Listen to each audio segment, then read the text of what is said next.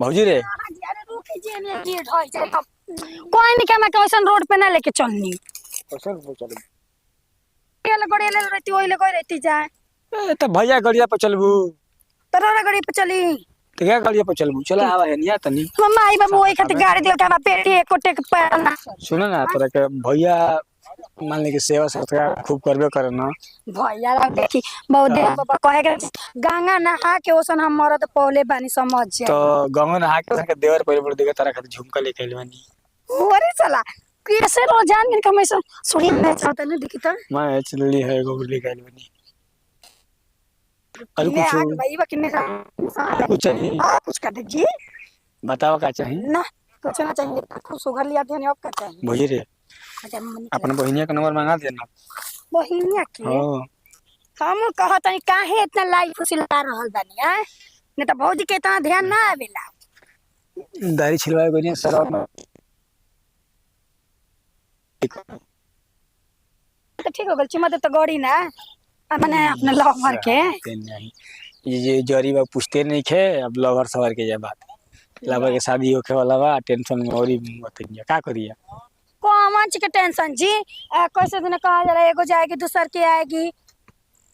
ऊ तो इबे करू कहा जी अब खेत बात बोइए करती तो ना रही हां आज तक काल बोइबे तो अरे तनी ई बके केहू के तनी आगे ता बोला केहू के तनी पाछे रह जाला चली चली जल्दी से आवल जरूर का हम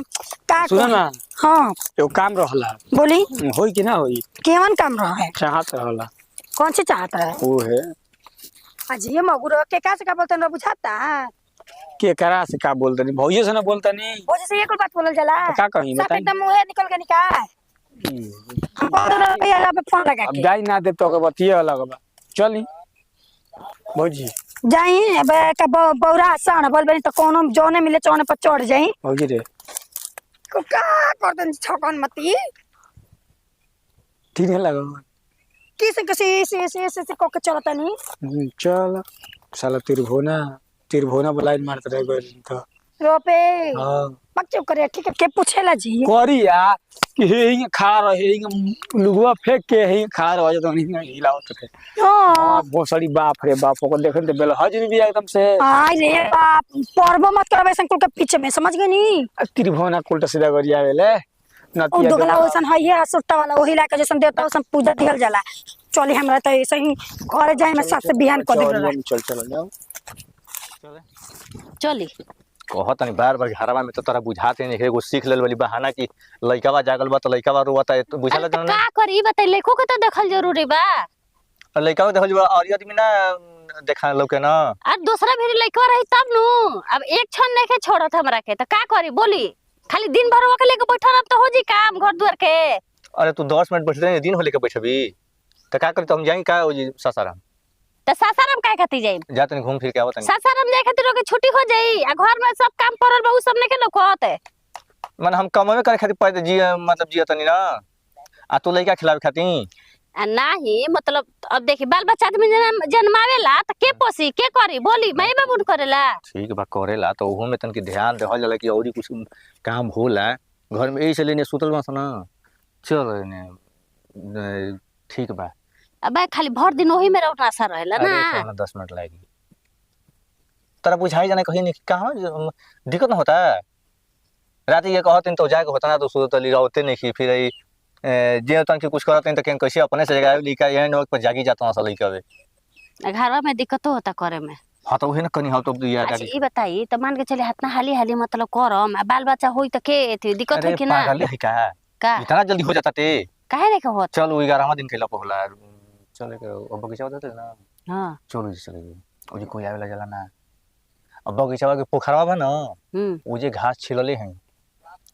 घास उस गड़ जाई अरे घास एकदम छिलले हैं ओ जी के बैठी ले जाना तो कुछ बिछाव छ के लिए बने अब बिछावे का बा ऐसा ही पेड़वे पे हो जी की चल अतन के समझू सोम तरह बुझही के त का कहीं चली चली आ ना मन भी तो चल जी मान लगे सासाराम ना तो फिर तू समझिए चल जाए नु तो अभी काट के फेंक दे मैं समझ ले तो तू मान कहनी की मान काहे नहीं खीस तब तबीयत ठीक रही तब नु तो तबीयत 4-5 महीना हो गया तबीयत तो ठीक नहीं है चली जब माने बा तो कॉली है चली भौजी क्या जी ये खोल हो जा दिमाग खराब करो हां चल जा भैया कब इंतजार करते हैं एगो तो पैदल लिया के किस बना दे बनी कोई जाके देवे के नहीं खे चुपचाप हां देवे के मन नहीं खे देवे के मन नहीं है पर शादी कहाँ सतना भगवान के हम बात तन रखे दूसरे को ले तो ठीक बा के लेता जी रे भैया के ला कोनो कोई दिक्कत नहीं के कौन न जा उठा के टकले बा अबे तो दिल होत रहा है ना सुनिया का सुनिया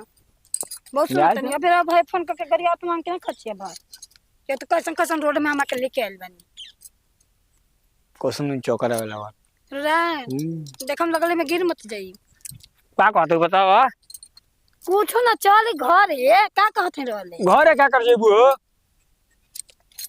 सारा गरीब सैलून में आके बनला मजदारी खत्म तेरा हुनूरे लक्षण संभावे के खत्म हो जाए आ गरीब सैलून का के में मुंह के बनवावनी है का लोकत ना रहे गरीब सैलून में आ गई इंटू सारा वही तो पहुंचले ही रहता सबे से साहिल बोला का कहता लाज लागे चाहिए कि जो देखी रोल गल गुजर रास्ता गाड़ी से चलता सा अरे हमार गाड़ी अच्छा है हमके पैदल चला होता नहीं सुना हमार बाबू बैलगाड़ी पे घूमेला बड़ा हमारा पापा साइकिल पे घूमेला बड़ा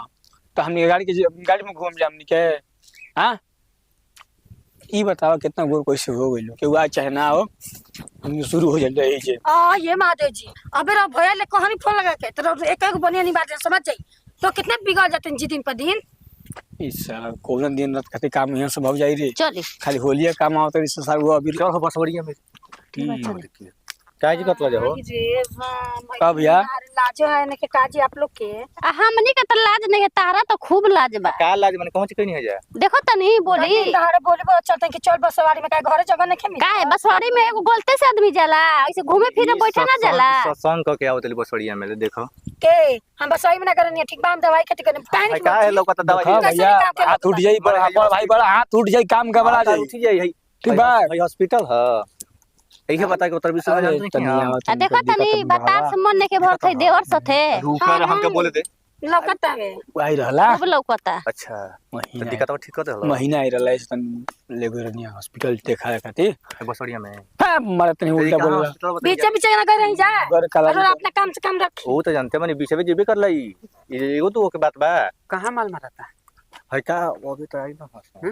वो तो हम देख लेनी है हां हम मारा और बे माल मराता ता मेहरारू है देख लो तार भाई के लेके त के का मेहरारू भूला का गइल आई हो दादा एक छोनर हो गइल कोनो गान गन बुझाता मेहरारू ना है तई भौजी कहतरन कि ना ए तो भौजी है ना कहता ना जान त ल है ना पिलिया संग धराई रहे हे मरत नहीं कोनो बते तू उगाड़ देला किसी बार ए रुका ना मारत नहीं कोनो बते उगाड़ देबो हां जी दे बबुआ का कुकुर के मुंह लागल बा चली करे ई तो बड़ा शरीफ भइल बाड़ी कुकु बताओ कुकुर के लिए बस सवाल में दवाई करा के होतली क्या है बस दवाई निकाल में काजी पीछे पीछे ना करे जा अच्छा ये बताओ कि हेजी पकड़ा ना सके ना तीसरी भर दिन में 4 गो से पकड़ा ले फुलाना बिगल हो तो मानते हैं कि आई मेरा 74 गो फुलाव ना लेके हरो लेके खा चाहे कुछो कर चाहे नेहुरा तू तो देवर संग भालू मर्दा नहीं खे ना मर्दा तू जानते नहीं खा गांव में की बोचल बा मर्दा विदेश चल गइल बा का हम मतलब कहीं जा तू लोग करे जा कहां फटता अरे जब ना के फटत मार बाबा मार ए मोटकी देख जा मोटकी भाभी मान जा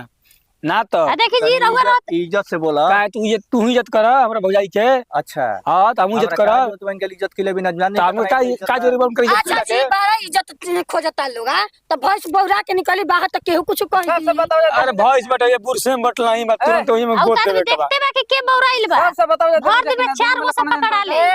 जबान पे टेक संग जिम कबा के फेंक देता बिगाड़ ना समय यात्रा खराब हो गई रहुआ ना कोनी अनु के घरे चली एने तो ओने का हमका जनी है कि फिर पहले ही से बाना सा निकता मान लो रोज की ड्यूटी बा हम और जनी देखी इशारा करता मौगा आंख मारता और शुगर भौजाई के का तार पैसा कर रही हम हां चल चल गिरबो करी तो ओसना पे